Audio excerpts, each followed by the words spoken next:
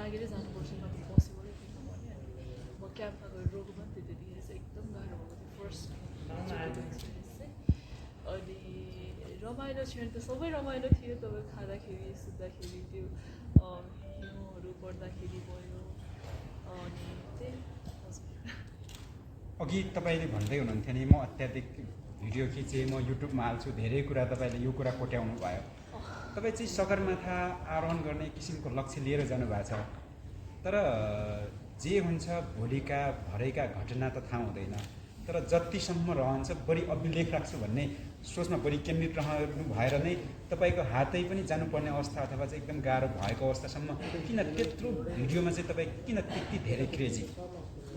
जिन्दगीमा एकचोटि गरिने कुरा हो सगरमाथा आरोहण भन्ने दिमागमा थियो र अब याद त चाहियो नि त एउटा मेमोरी त अब पछि बुढेसकालमा हेर्नु त मजा आउँछ नि त्यही कुरा होइन त्यसकै लागि भए पनि मेमोरीहरू चाहिँ बटुलिरहेको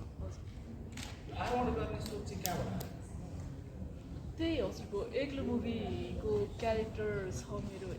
एरियल भन्ने नाम गरेको र एरियल चाहिँ पहिलोचोटि पृथ्वीमा आउँदा उसले पृथ्वीको कुराहरूलाई चाहिँ कसरी लिन्छ भन्ने क्रममा त्यो क्यारेक्टर रिसर्चमा चाहिँ मैले कविताले त अब यस्तो गर्छ त्यो त कति होइन यति धेरै अग्लो ठाउँमा रुँदाखेरि एक किसिमको त्यो संवेगले शारीरिक रूपमा अलिअलि क्षति पनि गर्छ शारीरिक क्षमतामा अलिअलि क्षति पनि गर्छ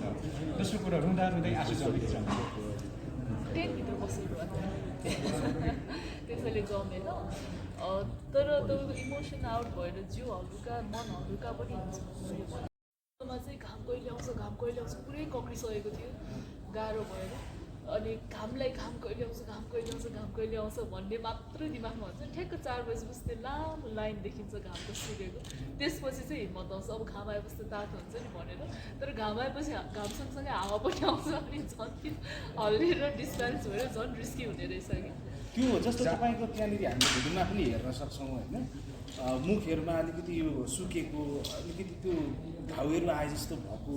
त्यतिखेर चाहिँ अलिक गाह्रो भएको थियो कि थिएन त्यतिखेर त